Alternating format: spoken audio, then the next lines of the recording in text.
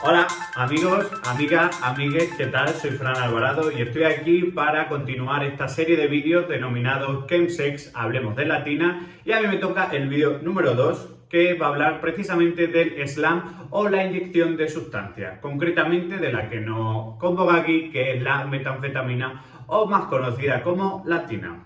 ¿Y por qué me toca este tema? Pues como muchos sabréis, fui elegido Mr. Gay Pride España 2018 y también he de reconocer que fui poseedor del título de Mr. Gay World durante la pandemia. Y bueno, no soy solo esta cara bonita que podéis ver, ni este cuerpo de oso que dan ganas de abrazar, sino que también soy médico de familia desde hace más de 10 años y me dedico diariamente a esto, a la salud. Si no lo habéis visto, en el primer vídeo Mr. Aveline habla sobre el chemsex y las características y sobre todo del punto de inflexión, que es latina, pero si os lo habéis perdido vamos a hacer un repaso para todos aquellos perezosos.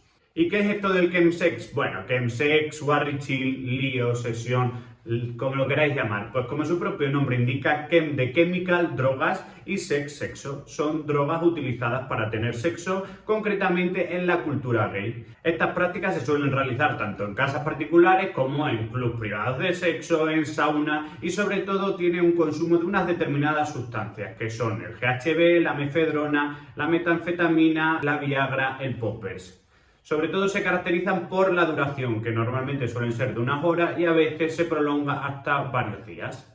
El problema viene cuando se aumenta la frecuencia de participación en estas sesiones o la duración de las mismas, porque ya tienen problemas a nivel de la salud, del plano mental, incluso a nivel social. Y ahora vamos a hablar de esos impactos. El primero de ellos, y que más me atañe a mí como médico, es el impacto sobre tu salud sexual. Lo más importante es que en este tipo de sesiones hay un aumento de infecciones de transmisión sexual o ITS. ¿Qué ocurre? Pues que cuando estás bajo los efectos de estas sustancias disminuye tu percepción del riesgo. Esto sumado a que hemos perdido el miedo por determinadas infecciones y que bueno, tenemos el sexo muy accesible con las aplicaciones y con este tipo de sesiones, pues aumenta el riesgo de contraer estas ITS. A ver, seamos sinceros, a todos nos gusta follar y esto no es por estigmatizar ni asustaros. Si participas en este tipo de sesiones de chemsex, una herramienta adicional muy importante es la utilización de la PrEP. Contacta con tu profesional. La PrEP es un tratamiento que evita el VIH. Además, te permite tener unos controles periódicos sobre otras infecciones de transmisión sexual, que también es importante porque así detectamos muchas infecciones asintomáticas que no dan ningún síntoma, pero que en estos controles detectaríamos y así controlamos más el conjunto de infecciones de transmisión sexual. En segundo lugar, otro de los impactos posibles que tiene el chemsex es la salud mental. Encontramos síndromes muy frecuentes como la ansiedad, la depresión y problemas de salud mental muy graves, como por ejemplo la psicosis, alucinaciones, delirios, aumento del suicidio, que sobre todo se dan en este consumo de metanfetamina y sobre todo con lo que estamos abordando en este vídeo, el consumo inyectado de esta sustancia, latina.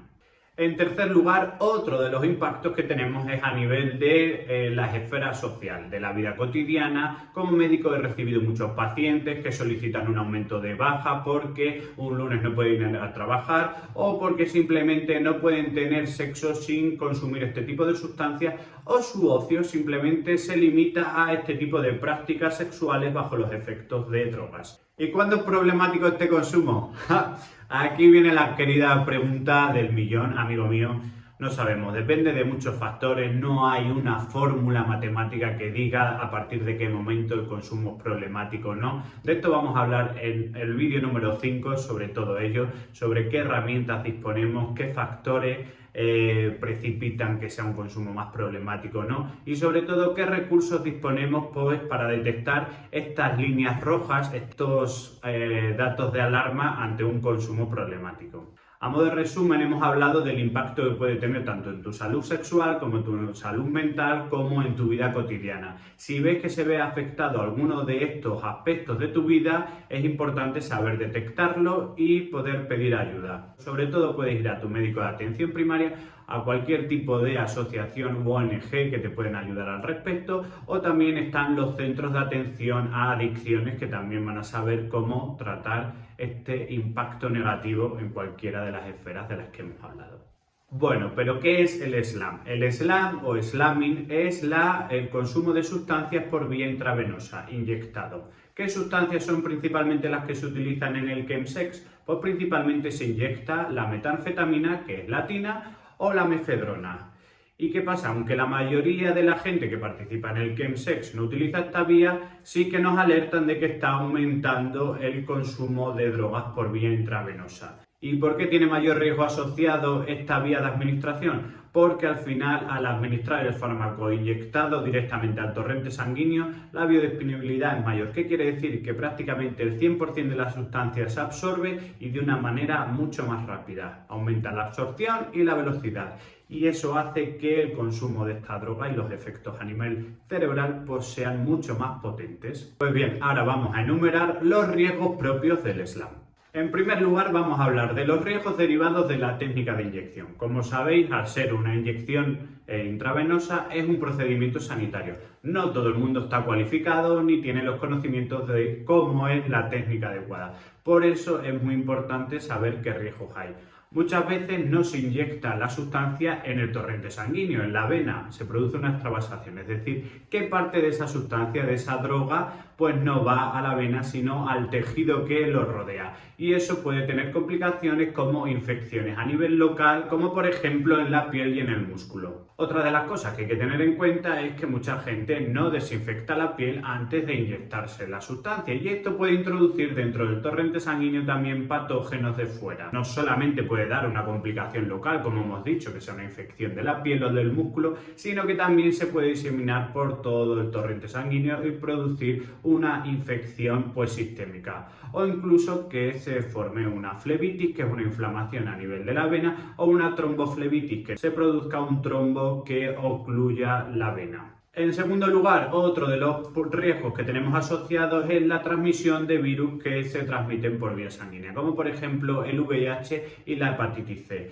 Está aumentando mucho los casos de infección por virus de la hepatitis C, que aunque existe un tratamiento, la gente se olvida que puede haber reinfecciones. E igual aumenta el riesgo de VIH. Y aunque de esto va a hablar en el próximo vídeo Gabriel J. Martín sobre cómo reducir los daños, es importante recalcar que no se comparten jeringuillas y que son desechables. Se utilizan una única vez. Y en tercer lugar, otro de los riesgos asociados es que tiene un impacto muy grave sobre la salud mental. Se sabe que el consumo inyectado de la tina tiene el doble de posibilidad de paranoia, delirio, psicosis, de alucinaciones, e incluso aumenta el doble la tasa de suicidios que aquellos que consumen tina por la vía inhalada. Y por último, en cuarto lugar, vamos a hablar del riesgo de sobredosis en cuanto a la vía inyectada. Está descrito que hay 3 veces mayor riesgo de sobredosis al utilizar la vía intravenosa que otras vías de administración.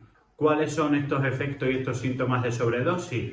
Múltiple: hipertensión arterial, dolor de cabeza, hinchazón de cara, palpitaciones, arritmia, dolor torácico, respiración acelerada, temblor, agitación. Y el más importante, la muerte. Una sobredosis puede ser letal. Además, este tipo de sobredosis no hay un fármaco, un antídoto para tratarlo. Solamente tenemos un tratamiento sintomático y fundamental. Si vemos a alguien que tiene todos estos síntomas que hemos descrito, por favor, hay que contactar con los servicios sanitarios, con el 112, ayudar y socorrer a estas personas. Lo ponemos en posición lateral de seguridad y le auxiliamos, no le dejamos solo y avisamos a la 112, que no dé miedo, que es algo de vital importancia. Bueno, como veis, chicos, estamos haciendo hincapié en el consumo de una sustancia en concreto porque no es una droga más, es una droga con un riesgo muy elevado.